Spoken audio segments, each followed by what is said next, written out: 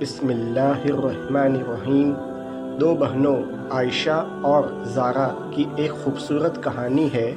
वे दोनों एक छोटे से गांव में रहती थीं जहां शिक्षा का बहुत महत्व था।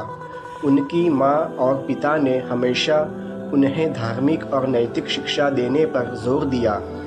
एक दिन जब वे सिर्फ 8 और 10 साल की थीं, उनकी माँ ने उन्हें कुरान पढ़ने की अहमियत समझाई।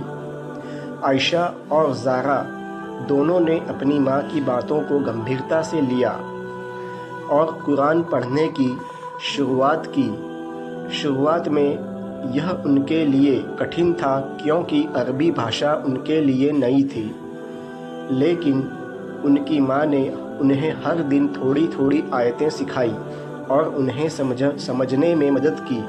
जैसे जैसे समय बीतता गया, दोनों बहनें कुरान की गहराइयों में डूबती चली गईं।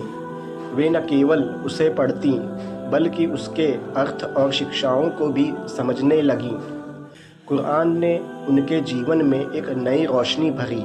उन्होंने अपने जीवन में कुरान की शिक्षाओं का पालन करना शुरू किया और गांव के अन्य बच्चों को भी पढ़ाने लगीं।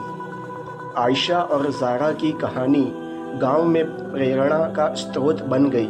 उनकी लगन और धार्मिकता ने सभी को प्रभावित किया। वे हमेशा कहती थीं, कुरान में हमें सिर्फ पढ़ने के लिए नहीं बल्कि उस पर अमल करने के लिए है। समय के साथ वे दोनों कुरान की हाफिज़ा बन गईं और अपने गांव में एक मदरसा खोलकर बच्चों को कुरान पढ़ाने लगीं। उनकी मेहनत और विश्वास ने उन्हें समाज में एक नई पहचान दी।